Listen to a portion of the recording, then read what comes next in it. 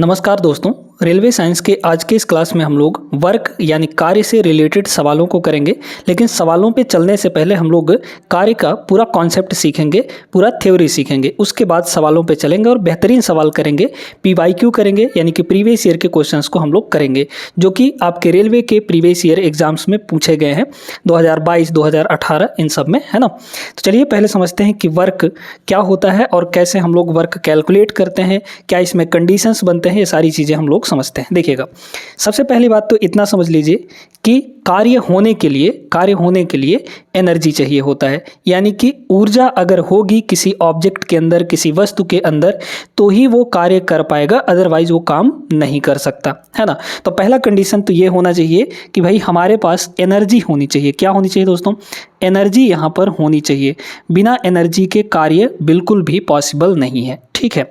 तो ये हो गई एनर्जी। अब दूसरी बात आती है कि कार्य करता कौन है? क्या कोई ऑब्जेक्ट करता है? नहीं, कार्य करता है बल। अगर वो ऑब्जेक्ट फोर्स लगा रहा है तो वो काम कर रहा है। लेकिन साइंस में कुछ कंडीशंस होती हैं कार्य के होने के लिए, ठीक है। वो कंडीशंस को हम लोग समझेंगे, ध्यान दीजिएगा। जैसे मान लीजिए कि हमारे पास एक ब्लॉक है, ठीक है। यहाँ पर एक ब्लॉक है, इस ब्लॉक का जो मास है वो कुछ ना कुछ है, समथिंग मान लीजिए कि m है। अब यहाँ से इसमें एक फोर्स लगाया जा रहा है। मान लीजिए कि इधर से हमने एक फोर्स लगाया, इस फोर्स का मैग्नीट्यूड जो है वो F के बराबर है। अब ये फोर्स क्या करता है कि इस मास को, इस ऑब्जेक्ट को कुछ दूर तक विस्थापित कर देता है, कुछ इसमें डिस्प्लेसमेंट क्रिएट करा देता है। मान लीजिए कि हमारा ऑब्जेक्ट पहले यहाँ था, बाद में खिसक कर यहाँ पहुँच गया, है ना। यहाँ पर बाद में खिसक कर यहाँ पे पहुँच गया। तो यहाँ पर जो डिस्प्लेसमेंट है वो हम लोग समथिंग मान रहे हैं कि डी डिस्प्लेसमेंट हुआ है। तो हमारे फोर्स ने क्या किया, जो हमने इस पे फोर्स लगाया, हमारे फोर्स ने क्या किया, इस पे डिस्प्लेसमेंट क्रिएट करा दिया, है ना। किस डायरेक्शन में डिस्प्लेसमेंट हो रहा है? इस डायरेक्शन में डिस्प्लेसमेंट हो रहा है, ठीक है। अब ये जो है, अगर हमने फोर्स लगाया तो डिस्प्लेसमेंट क्रिएट हुआ। अब डिस्प्लेसमेंट अगर क्रिएट हो गया है तो ही हम समझेंगे कि काम हुआ है। अदरवाइज अगर डिस्प्लेसमेंट नहीं क्रिएट होता, हम फोर्स लगाते रह जाते, तो वहाँ पे काम बिल्कुल भी नहीं माना जाता कि हमने कार्य किया है। जैसे अगर आप एक दीवार को धक्का मार रहे हैं, एक दीवार पे फोर्स लगा रहे हैं और वो दीवार में डिस्प्लेसमेंट नहीं हो रहा है, वो एक जगह से दूसरे जगह नहीं जा रहा है, तो वहाँ पे वर्क जीरो हो जाता है, यानी कार्य शून्य हो जाता है। इस चीज़ को ध्यान रखिएगा दोस्तों, ठीक है। अब सुनिएगा, तो हमने क्या किया कि यहाँ पे फोर्स लगाया और इसी डायरेक्शन में हमारा डिस्प्लेसमेंट भी हो गया। जिस डायरेक्शन में फोर्स लगाया उसी डायरेक्शन में डिस्प्लेसमेंट हो गया। थोड़ी देर के लिए मान लीजिए कि अगर हम फोर्स इस डायरेक्शन में लगा रहे हैं, अब वेक्टर के फॉर्म में बात करेंगे क्योंकि डिस्प्लेसमेंट भी वेक्टर क्वांटिटी है, सदिश राशि है, और फोर्स भी यानी बल भी एक सदिश राशि है ना। तो मान लीजिए कि हम थोड़ी देर यहाँ पे फोर्स इस डायरेक्शन में लगा रहे हैं, हमारा जो विस्थापन है किसी और डायरेक्शन में हो गया, समथिंग मान लीजिए कि इस डायरेक्शन में हमारा डिस्प्लेसमेंट हो रहा है ना। ये डिस्प्लेसमेंट है। इन दोनों के बीच में जो एंगल बन रहा है वो थीटा का बन रहा है। फोर्स और डिस्प्लेसमेंट के बीच में अगर थीटा कोण बनता है तो यहाँ पे जो वर्क होगा, वर्क यानी कि काम, वो कितना होता है? एफ डी मतलब डिस्प्लेसमेंट और कॉस थीटा, यानी एफ और डी, फोर्स और डिस्प्लेसमेंट के बीच में जो एंगल बन रहा है उसका कोसाइन होता है, और मल्टीप्लाई कर देंगे तो ये हमारा वर्क निकल कर आ जाता है, ठीक है। अब इसमें केसेस बनते हैं। पहला केस, कब कब वर्क हो सकता है और कब कब वर्क जीरो होगा, कब वर्क पॉजिटिव होगा, कब वर्क नेगेटिव होगा। इन चीज़ों को बड़े ध्यान से सुनिएगा, ठीक है।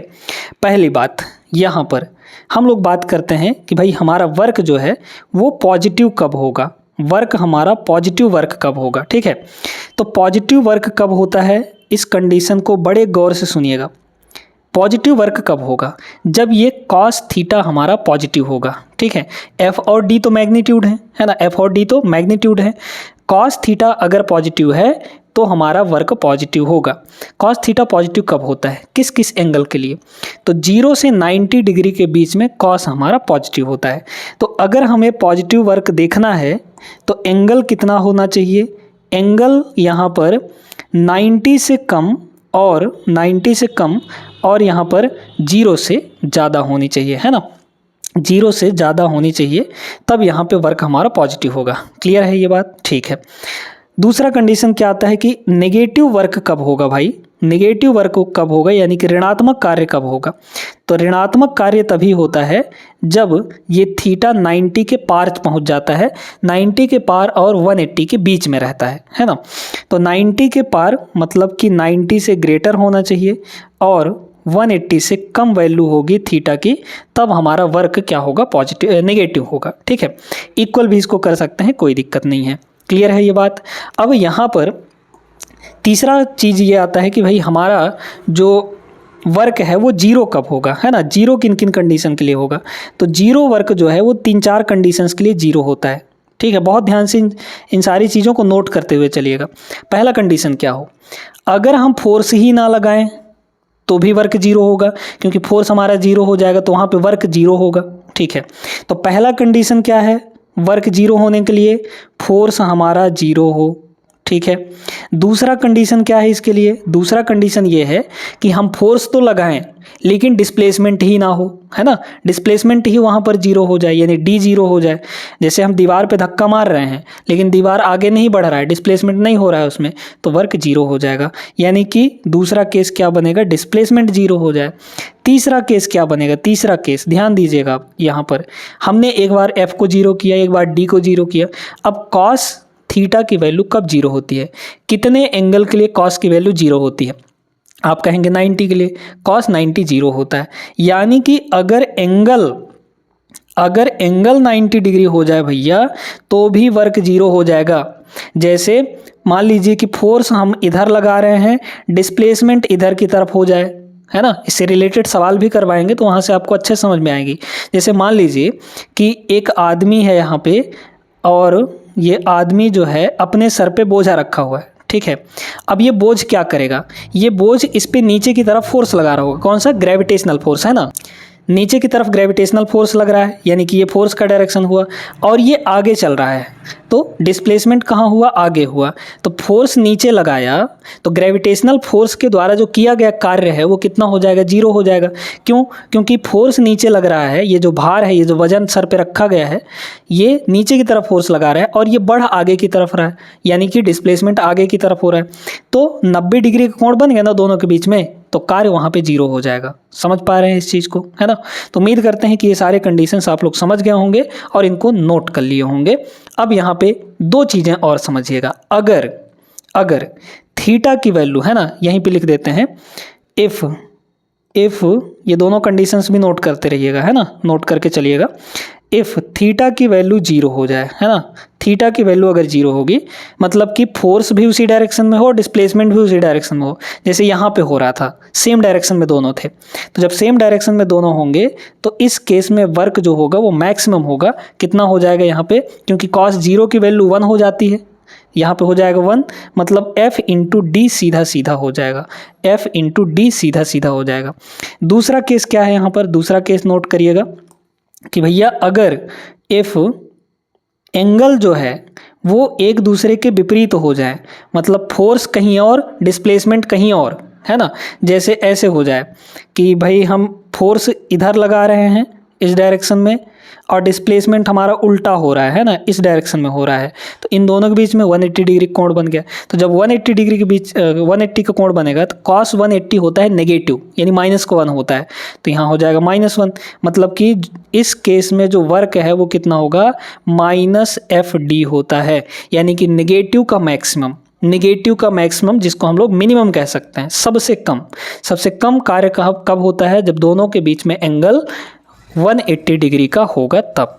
तो ये सारा जो कॉन्सेप्ट है आप लोग समझ गए होंगे। अब हम लोग सवाल पे चलते हैं। पहला सवाल देखिएगा, बहुत बेहतरीन सवाल है। क्या बोला गया है? गति करती हुई एक कार विपरीत दिशा से आती हवा का सामना करती है, कार पर हवा द्वारा किया गया कार्य क्या होगा? हवा देखिए, ये हमारी कार है ना, ये कार है, ये कार इधर चल रही है तो डिस्प्लेसमेंट इसका किधर हो रहा है? इधर, इस डायरेक्शन में हो रहा है, और हवा जो है इधर से आ रही है, इधर से हवा आ रही है, तो हवा इस पे फोर्स लगा रही है ना, कार पे फोर्स लगा रही है, वही ना बोला है, कार पर हवा द्वारा किया गया कार्य, यानी कि हवा जो फोर्स लगा रही है उस पर, उसके द्वारा किया गया कार्य कितना होगा? तो भाई बताइए, ये फोर्स का डायरेक्शन है इस डायरेक्शन में, आगे बढ़ रही है कार हमारी इस डायरेक्शन में, तो दोनों उल्टा हो गए ना। तो जब दोनों उल्टा हो गए माने कि 180 डिग्री बन गया। तो जब 180 डिग्री होता है तो हमने अभी अभी बताया है कार्य आपका नेगेटिव हो जाता है, यानी कि ऋणात्मक। ऑप्शन नंबर ए इसका सही आंसर होगा। कितना बेहतरीन तरीके से जब आप कॉन्सेप्ट सीखते हैं तो आप सवालों को अच्छे से लगा पाते हैं। कार्य करने के लिए एनर्जी बहुत ज़्यादा ज़रूरी है, ठीक है, इसको भी ध्यान में रखना है। आगे चलिए अगले प्रश्न पे देखते हैं।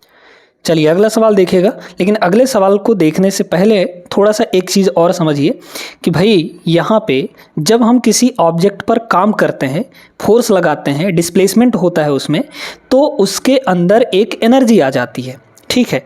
थोड़ी देर के लिए मानिए जैसे हमारा ये ग्राउंड है, ठीक है, इस ग्राउंड पे एक फुटबॉल रखा हुआ है, अभी ये स्टेशनरी पे है, मतलब जो इसका इनिशियल वेलोसिटी है वो 0 के बराबर है ना, ये मूव नहीं कर रहा है। अब इस पे हमने एक फोर्स लगाया, ठीक है, इस पे हमने क्या किया, एक फोर्स लगाया, एक लात इसको मार दिए, एक किक इसको मार दिए। तो जब इसको किक मारेंगे तो ये आगे चलने लगेगा, एक आगे चलने लगेगा, डिस्प्लेसमेंट इसमें आ जाएगा।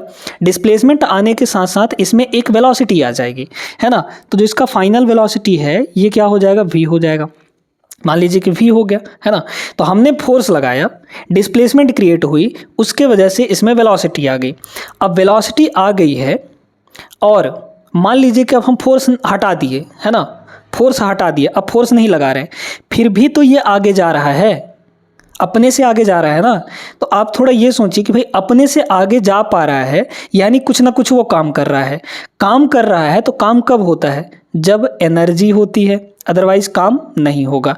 तो इसके अंदर एक एनर्जी आ चुकी है। जैसे ही हमने इस पर फोर्स लगाया, डिस्प्लेसमेंट आया, वेलोसिटी आ गई, तो वेलोसिटी आने की वजह से इस पर एक एनर्जी भी आ गई है। तब तो ये उस एनर्जी का यूज़ करके आगे बढ़ पा रहा है। हमने फोर्स हटा लिया है फिर भी आगे बढ़ रहा है, तो इस पे एक एनर्जी आ गई है।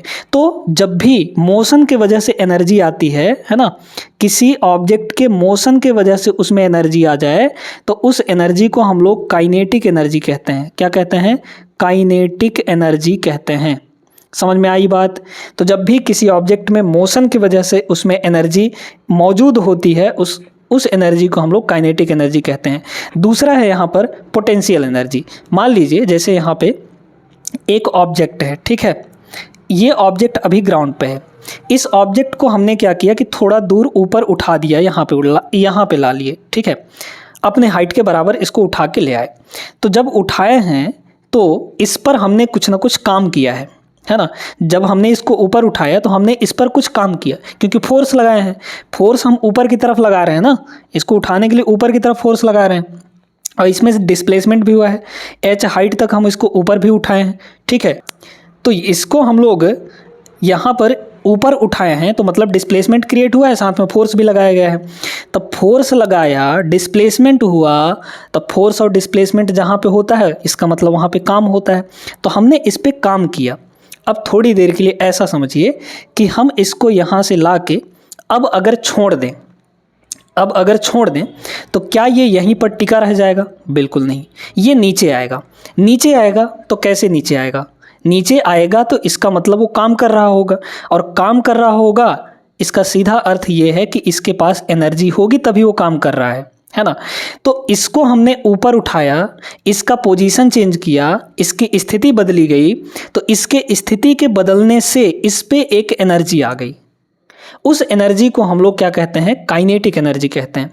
तो जब किसी ऑब्जेक्ट के शेप यानी आकार, उसका कॉन्फ़िगरेशन या फिर उसकी स्थिति की वजह से, है ना, शेप, साइज या फिर स्थिति की वजह से उसमें जो एनर्जी आती है उसको हम लोग क्या कहते हैं? Potential energy. पोटेंशियल का मतलब होता है स्थितिज ऊर्जा, है ना, पोटेंशियल एनर्जी। तो गति की वजह से जो एनर्जी होगी वो काइनेटिक एनर्जी यानी गतिज ऊर्जा, और स्थिति की वजह से जो एनर्जी होगी वो स्थितिज ऊर्जा यानी कि पोटेंशियल एनर्जी होगी। समझ में आई इतनी बात? अच्छे से क्लियर हो गई होगी। अब देखिए, तो यहाँ पर अगर हमने इसको उठाया है, इसको यहाँ से यहाँ तक लाया है, तो इसमें पोटेंशियल एनर्जी तो आ गई होगी। वो एनर्जी कहाँ से आई होगी? जब हमने इस पर काम किया है ना। तो जो काम होगा वही इस ऑब्जेक्ट में एनर्जी के फॉर्म में स्टोर हुआ होगा। जितना भी हम काम करेंगे किसी ऑब्जेक्ट पर, उतना ही एनर्जी उसमें स्टोर हो जाती है। इस बात को गांठ बांध लीजिए, ठीक है। जितना हम काम करेंगे उस पर उतना ही एनर्जी उस पर स्टोर हो जाएगी। यानी कि हम यहाँ से यहाँ तक उठाने में इसको जो भी काम करेंगे, ये जो वर्क जो होगा वही किस फॉर्म में स्टोर होगा, इसमें एनर्जी के फॉर्म में स्टोर होगा। वो भी कौन सी एनर्जी? पोटेंशियल एनर्जी ईपी के फॉर्म में, ठीक है। और वर्क कितना हुआ है? वर्क फोर्स इनटू डिस्प्लेसमेंट होता है ना। तब फोर्स कितना लगा है बताइए? फोर्स F लगा है। इसका मास मान लीजिए कि m है, तो इस पर इसका जो वजन होगा, वेट, वो नीचे की तरफ होगा, यानी कि mg नीचे की तरफ होगा।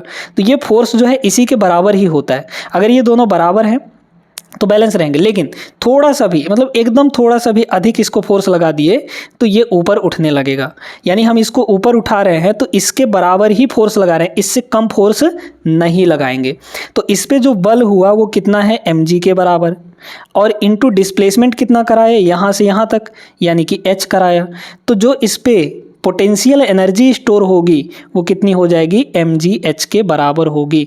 और यही हमारा वर्क भी होगा, क्योंकि जितना वर्क किया जाता है वही उस ऑब्जेक्ट में एनर्जी के फॉर्म में स्टोर हो जाता है। तो पोटेंशियल वाला तो काम धाम आप लोग समझ गए हैं। अब इस पे आते हैं भाई। इस पे अगर वेलोसिटी v है तो ध्यान रखिएगा, इस पे जो काइनेटिक एनर्जी होगी, मतलब ई के जो होगा वो कितना होता है? तो वो होता है हाफ mv²। इसके डेरिवेशन पे नहीं जाएंगे हम लोग, बस फॉर्मूला देखेंगे, ठीक है। हाफ mv², ये होता है काइनेटिक एनर्जी और ये होता है पोटेंशियल एनर्जी, ठीक है। ये काइनेटिक एनर्जी भी इस पे काम करने की वजह से ही आया है, अदरवाइज इस पे नहीं आता, ठीक ना। अब इस सवाल को देखिए। एक लड़की जिसका वजन 200 न्यूटन है। हाँ, यहाँ पे आप थोड़ा कंफ्यूज हो रहे होंगे कि भाई वजन बोला है और 200 न्यूटन भी दिया है, तो वजन तो केजी में होता है ना। ऐसा सोच रहे होंगे आप लोग, लेकिन बिल्कुल भी ऐसा नहीं होता है। दो चीज़ों में कंफ्यूज मत होइएगा कि भाई मास अलग चीज़ है, मास यानी द्रव्यमान हिंदी में, और वेट अलग चीज़ है। वेट जो है ये अलग चीज़ है, वेट जो है अलग चीज़ है। ये एक फोर्स है, लेकिन ये क्या है? अमाउंट ऑफ सब्सटेंस है, ठीक है। तो ये अलग चीज़ है, ये अलग चीज़ है, दोनों को मिक्स मत करिएगा। माने कि द्रव्यमान और वजन, जिसको भार कहते हैं, इनको मिक्स मत करिएगा। इसका जो SI यूनिट होता है ये न्यूटन होता है ना, क्योंकि ये फोर्स है एक, तो इसका SI यूनिट न्यूटन होता है। ये जो मास है इसका SI यूनिट kg होता है ना। ये ध्यान रखना है आपको, ठीक है। और वेट का जो फॉर्मूला होता है वो mg के बराबर होती है। ये वेट है हमारा, ये क्या है? वेट है ना। ये क्या है? वेट है, ठीक है। तो वेट हमारा mg होता है। तो देखिए ये जो है ये वेट है, वेट का मतलब यही mg है ना। इस mg की वैल्यू हमको दे रखी है, तो mg की वैल्यू कितनी दे रखी है? यहाँ पर 200 न्यूटन के बराबर दे रखी है, ठीक है। 2 मीटर ऊंचे वृक्ष पर चढ़ती है, 2 मीटर ऊंचाई पर चढ़ी, यानी कि हाइट कितना हुआ यहाँ पर? 2 मीटर के बराबर हुआ। यदि g की वैल्यू 10 मीटर पर सेकेंड स्क्वायर है तो वृक्ष पर चढ़ने के बाद लड़की द्वारा किया गया कार्य कितना होगा? कार्य कितना हो जाएगा? mgh के बराबर हो जाएगा। बस इसी फॉर्मूले में रख दीजिए। mg की टोटल वैल्यू कितनी है? यहाँ पर 200 है, ये हो गए 200 इंटू यहाँ पे h यानी कि 2 मीटर, ठीक है। ये दोनों अपने स्टैंडर्ड यूनिट में ही हैं, तो हमेशा ध्यान रखिएगा सबको स्टैंडर्ड में ही रखना है। तो कितना हो गया? ये हो गया 400, है ना। ये हो जाएगा कितना? 400। अब ये वर्क है, तो वर्क कहिए या फिर एनर्जी कहिए, उसका SI यूनिट जो होता है वो होता है जूल के बराबर। तो 400 joule, option number B correct answer हो जाएगा। क्लियर है? ऐसे सवालों को कर लेंगे अब आप लोग। अगला सवाल देखिए, बड़ा सिंपल सा सवाल है, इसको तो आप बिना पेन उठाए भी कर सकते हैं। यदि कोई कार 500 न्यूटन की नियत बल के साथ 15 किलोमीटर की दूरी की यात्रा तय करती है तो किए गए कार्य की गणना कितनी होगी? वर्क इक्वल टू क्या होता है? फोर्स इनटू डिस्प्लेसमेंट, ठीक है। फोर्स कितना लग रहा है यहाँ पे? 500 न्यूटन का, तो ये हो गया 500 न्यूटन इंटू यहाँ पे डिस्प्लेसमेंट, कितना दूरी चल रही है? 15 किलोमीटर, है ना। तो यहाँ पे 15 किलोमीटर हो जाएगा। लेकिन क्या किलोमीटर स्टैंडर्ड यूनिट है? नहीं है ना, तो मीटर में चेंज करिए, क्योंकि मीटर जो है SI यूनिट होता है। तो किलो को चेंज करेंगे तो ये हो जाएगा 1000 से मल्टीप्लाई, है ना, और ये मीटर में चेंज हो गया। तो 15 × 5 = 75, है ना, 75 और 2 यहाँ 3 यहाँ, मतलब कि टोटल आपके पास 5 गो 0 लग जाएगा और इतना जूल आ जाएगा, ठीक है। तो ऑप्शन नंबर यहाँ पे सी करेक्ट होगा। आगे बढ़ते हैं अगले प्रश्न पे। देखिएगा, किसी वस्तु पर बल लगाने पर यदि वह गतिशील नहीं होती, यानी कि डिस्प्लेसमेंट नहीं आता, वेलोसिटी उसमें नहीं आती है, तो इसे कहा जा सकता है। अधिक शक्ति का प्रयोग हुआ है, कार्य हुआ है, कम शक्ति का प्रयोग हुआ है या फिर कोई कार्य नहीं हुआ है। तो साइंटिफिक लैंग्वेज में, साइंस के लैंग्वेज में हम इसको कहेंगे कि भैया हमारा कोई काम नहीं हुआ है। ऑप्शन डी करेक्ट हो जाएगा, क्योंकि उस पर अगर हम फोर्स लगा रहे हैं तो वो गतिशील ही नहीं हो रही। गतिशील का मतलब अपने जगह पे अड़ा हुआ है, रेस्ट पे ही है, वो मोशन पे आ ही नहीं रहा है, यानी कि डिस्प्लेसमेंट नहीं हुआ है। अगर डिस्प्लेसमेंट हुआ होता तो कार्य होता, अदरवाइज नहीं होगा, है ना। सारे कंडीशन तो आपको पहले ही बता चुके हैं, थ्योरी में पढ़ा चुके हैं, है ना। तो यहाँ पे डिस्प्लेसमेंट जीरो है, यहाँ पे क्या है, डिस्प्लेसमेंट आपकी जीरो है। तो अगर डिस्प्लेसमेंट जीरो है तो भैया वर्क क्या होगा, जीरो हो जाएगा, कोई काम नहीं होगा। चलिए इस सवाल को देखिए। अब इसमें से बोला है कि कार्य का एक गुण नहीं है, निम्न में से कार्य का कौन सी एक प्रॉपर्टी नहीं है, नहीं है बोला है ना। देखिए कार्य की दिशा होती है, चलिए इसके बारे में पहले बाद में डिस्कशन करेंगे, पहले समझिए और आगे पढ़िए। कार्य किए जाने के लिए एक वस्तु पर बल लगाया जाना आवश्यक है, बिल्कुल आवश्यक है। कार्य होना है तो उस पर बल लगेगा तभी कार्य होगा, तो ये तो सही है, ये कार्य की प्रॉपर्टी है। कार्य का केवल परिमाण होता है, इसके बारे में बाद में बात करेंगे, पहले इसको देखिए।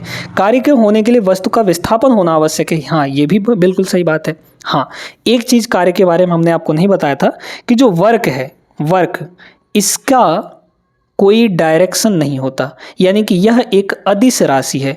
कैसी राशि है, अदिश राशि है, यानी कि स्केलर क्वांटिटी है दोस्तों, स्केलर क्वांटिटी है ये। मतलब इसमें सिर्फ और सिर्फ क्या होता है, परिमाण होता है। इसके पास सिर्फ और सिर्फ मैग्नीट्यूड होता है।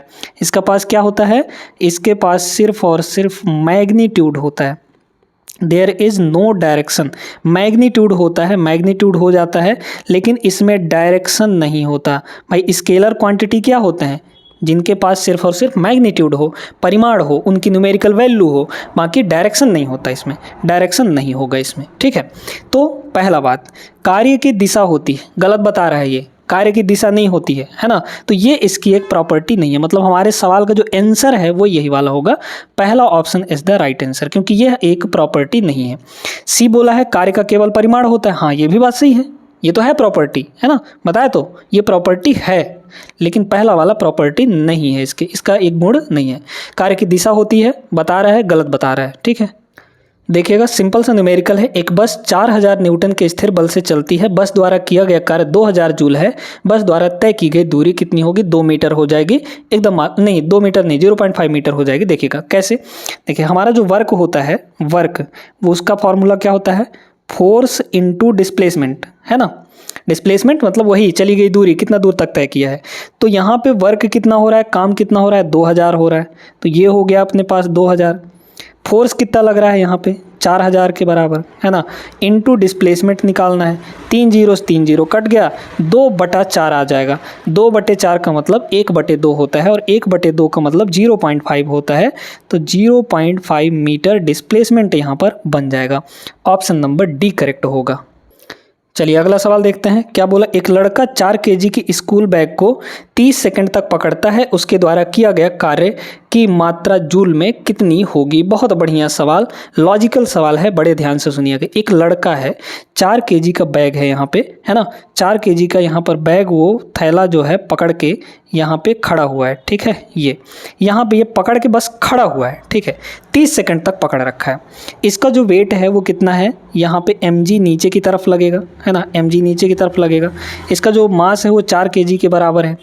तो ये बताइए, फोर्स तो नीचे लग रहा है, फोर्स तो लग रहा है, फोर्स बिल्कुल लग रहा है, पक्का लग रहा है, लेकिन वो बस खड़ा है, पकड़ा है, बिल्कुल पकड़ा है, आगे नहीं बढ़ रहा है, ना तो इस बैग को ऊपर नीचे कर रहा है कि डिस्प्लेसमेंट हो, है ना।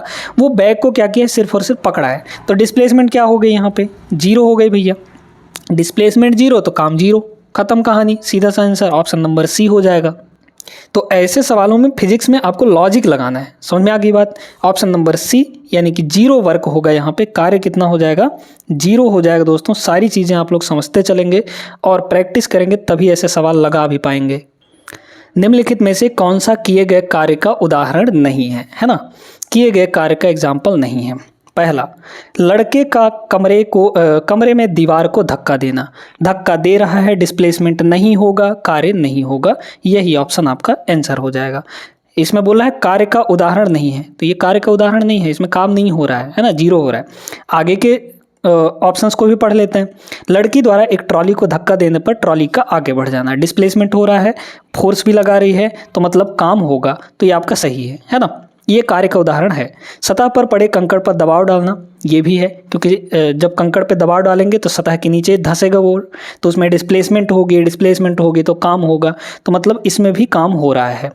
किताब को किसी ऊंचाई तक उठाना, तो जब उठा रहे हैं तो डिस्प्लेसमेंट हो रहा है मतलब काम हो रहा है, तो ये भी है काम का उदाहरण। लेकिन पहला ऑप्शन आपका कार्य का उदाहरण नहीं है, तो हमारे सवाल का जो आंसर होगा वो पहला वाला होगा, लड़के का कमरे में दीवार को धक्का लगाना। ठीक है, बढ़िया सवाल देखिएगा। जब प्रयुक्त बल की दिशा और वस्तु के गतिशील होने की दिशा एक दूसरे के लंबवत हों, लंबवत का मतलब होता है परपेंडिकुलर यानी कि 90 डिग्री का एंगल, सीधे सीधे, इसमें पेन नहीं उठाना है। हमने आपको बताया था कि बल और विस्थापन की दिशा के बीच में अगर 90 डिग्री का एंगल बनता है, यानी कि वो एक दूसरे के परपेंडिकुलर होते हैं, तो किया गया कार्य कितना होता है, शून्य हो जाता है, मतलब कोई काम नहीं हुआ है। ऑप्शन बी करेक्ट हो जाएगा, है ना। शुरू की थ्योरी में हमने आपको बताया था, नहीं समझ में आया तो एक बार फिर से देख लीजिए। ठीक है, क्योंकि भाई cos 90 की वैल्यू 0 होती है, तो अगर वो cos ही 0 हो जाएगा तो वर्क तो 0 हो गया, खत्म कहानी। ठीक है, तो ये होता है। आगे बढ़िए, इस सवाल को देखिए, एकदम बेसिक सा सवाल है, इसमें पेन भी नहीं उठाना आपको, सीधा हमने आपको बताया कि बल और विस्थापन के बीच में अगर 180 डिग्री कोण होता है तभी काम हमारा नेगेटिव होगा, मतलब 90 से ज़्यादा जब होगा तभी हमारा काम नेगेटिव होगा। 90 से ज़्यादा 180 के बीच में, या फिर 180 भी हो सकता है, क्योंकि 180 पे माइनस सीधे सीधे, मतलब एक यहाँ पे बल इधर हो जाएगा और विस्थापन इधर हो जाएगा, है ना। तो ये फोर्स का डायरेक्शन हुआ, ये आपके डिस्प्लेसमेंट का डायरेक्शन हुआ, दोनों के बीच में 180 डिग्री कोण बन गया, तो दोनों एक दूसरे के विपरीत हैं, मतलब कार्य हमारा ऋणात्मक होगा। ऑप्शन डी करेक्ट हो जाएगा, 180 का कोण बनना चाहिए। अब इस सवाल के लिए आप थोड़ा वीडियो रोक के इसमें थोड़ा लॉजिक लगाइए, है ना। लॉजिक लगाएंगे तो आप पाएंगे कि इसका आंसर आपके सामने होगा। बड़ा कठिन सवाल नहीं है, आराम से बन जाएगा। इसमें बोला है यदि कोई वस्तु वृत्ताकार पथ में घुमाई जाती है तो उस पर किया गया कार्य कितना होगा। शून्य होगा, निर्धारित नहीं किया जा सकता, सकारात्मक होगा यानी पॉजिटिव होगा, ऋणात्मक होगा यानी कि नेगेटिव होगा, क्या होगा इसमें। ठीक है, तो बड़ा ध्यान से इसको समझिएगा। भाई विस्थापन क्या होता है, विस्थापन होता है इनिशियल पॉइंट और फाइनल पॉइंट के बीच का दूरी। ठीक है, अगर हमारा एक ऑब्जेक्ट वृत्ताकार पथ का मतलब होता है सर्कुलर पाथ में, है ना, सर्कुलर पाथ में, यानी कि कुछ इस टाइप से, ध्यान से देखिएगा, है ना, इसको यहाँ पर ध्यान से समझिएगा कि भाई कैसे। देखिए हमारा ऑब्जेक्ट मान लीजिए कि यहाँ से चलना स्टार्ट करता है और ऐसे एक चक्कर लगा के फिर से यहीं पे आ जाता है, तो इसका ओरिजिनल पॉइंट यानी इनिशियल पॉइंट और फाइनल पॉइंट दोनों एक ही है, तो फाइनल और इनिशियल के बीच में दूरी तो कुछ है ही नहीं। इसका मतलब डिस्प्लेसमेंट यहाँ पे क्या हो गया, 0 हो गया। तो जब डिस्प्लेसमेंट 0 हो जाएगा तो काम क्या होगा, 0 हो जाएगा, यानी कि शून्य। ऑप्शन नंबर ए करेक्ट होगा। जब कोई वस्तु वृत्ताकार पथ में घुमाई जाती है तो उस पर किया गया कार्य कितना होता है, 0 हो जाता है। ऑप्शन ए सही आंसर होगा, ध्यान से इसको कर लीजिएगा। आगे एक आध दो सवाल और करते हैं। इस सवाल को देखिएगा, ये बहुत बढ़िया सवाल है। 800 किलोग्राम की एक कार द्वारा 5 मीटर पर सेकंड से 10 मीटर पर सेकंड वेग बढ़ाने में किया गया काम कितना होगा। अब हमने आपको जब पढ़ा रहा था तो वहाँ पे शुरू में ही बताए थे कि भाई जब किसी ऑब्जेक्ट पे काम किया जाता है तो उसके अंदर एनर्जी आ जाती है, एनर्जी स्टोर हो जाती है। ठीक है, अगर एक ऑब्जेक्ट पहले से ही मूव कर रहा है, उसकी इनिशियल वेलोसिटी कुछ है ना, कुछ है, यहाँ पर दिया कितना गया है 5 मीटर पर सेकंड, ये पहले से ही मूव कर रहा है। ठीक है, अब इसका वेग अगर हम बढ़ा रहे हैं तो वेग जब बढ़ाएंगे तो इस पे फोर्स लग रहा होगा, है ना, एक्सेलरेट कर रहे होंगे इसको, है ना, तभी तो यहाँ पे स्पीड बढ़ा है एक्सेलरेशन की वजह से ही। तो जब इसको एक्सेलरेट करेंगे तो इस पे फोर्स लगा रहे होंगे, अब फोर्स के वजह से ही इसका वेग हमारा बढ़ा है, मतलब हम इस पे काम किए हैं, काम करके ही हमने इसका स्पीड जो है, वेलोसिटी जो है 5 मीटर पर सेकंड से यहाँ पे 10 मीटर पर सेकंड तक बढ़ाया। फाइनल वेलोसिटी हमारी कितनी है, 10 मीटर पर सेकंड है। ठीक है, बहुत ध्यान से बहुत गौर से समझते जाइएगा चीज़ों को, ठीक ना। अब यहाँ पर ये देखिए कि भाई इसके पास इनिशियली कितनी एनर्जी रही होगी, तो मूव कर रहा है तो काइनेटिक एनर्जी होगी, इसके पास कौन सी एनर्जी होगी, काइनेटिक। कितनी होगी, हाफ m, और वेलोसिटी अभी कितनी u है तो u का स्क्वायर, ठीक है। अब जब इसका वेलोसिटी 10 मीटर पर सेकंड हो गया तो इसके पास कितनी एनर्जी हो गई, यहाँ पे हाफ m मतलब मास और v स्क्वायर हो गया कि नहीं हो गया।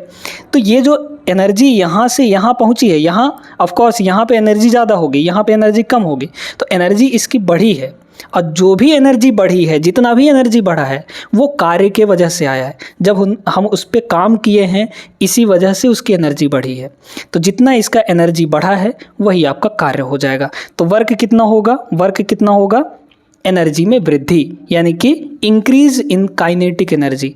कितना इंक्रीज हुआ है, इंक्रीज मतलब डिफरेंस, फाइनल माइनस इनिशियल ले लीजिए, तो फाइनल माइनस इनिशियल कितना हो जाएगा, हाफ m v स्क्वायर है ना, और minus half m u square, ठीक है, ये हो जाएगा।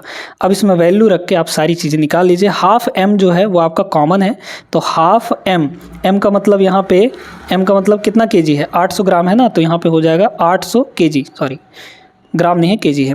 तो हाफ m आपका कॉमन आ गया, और v square minus you square, v मतलब 10, तो 10 का स्क्वायर यहाँ पे 100 हो जाएगा, माइनस यू स्क्वायर यानी कि 5 का स्क्वायर जो कि 2500 हो जाएगा। क्लियर है यहाँ तक। तो ये हो जाएगा आपका 400 है ना, कट के 400 आ जाएगा, और यहाँ पर ये बचेगा 75, ठीक है भाई, 100 माइनस 25 75, 75 दूना 150 दूना 300, मतलब 300 और 2 जीरो और, ठीक है। तो इसको इतने 3 जीरो को क्या कहते हैं, किलो कहते हैं ना भाई, 1000 को किलो कहते हैं हम लोग। इतना जूल तो आएगा, लेकिन साथ में ये 30 हो जाएगा, और इस 3 जीरो को हम लोग किलो कह देंगे, तो kilo joule, 30 kilo joule option number 1 correct जवाब होगा। तो आज के इस क्लास में हमने दोस्तों कार्य के जितने भी टाइप के सवाल बन सकते थे उन सवालों को हमने कर लिया है। इससे बाहर कुछ भी नहीं आने वाला है आपके रेलवे के एग्जाम में। इस चैनल को सब्सक्राइब कर लीजिए, आपकी डेली अब क्लासेस होंगी साइंस की, है ना, और हर एक टॉपिक एक वीडियो में हम लोग खत्म करने वाले हैं, और उसके सवाल भी करेंगे हम लोग, साथ में बेसिक कॉन्सेप्ट, थ्योरी, सब कुछ, ठीक है। तो अगले क्लास में मिलते हैं हम लोग एक अगला नया टॉपिक लेकर, उसके भी सवाल करेंगे, अच्छे तरीके से करेंगे, पढ़ेंगे और एग्ज़ाम निकालेंगे। साथ में चलते हैं, मिलते हैं अगले क्लास में, तब तक के लिए जय हिंद।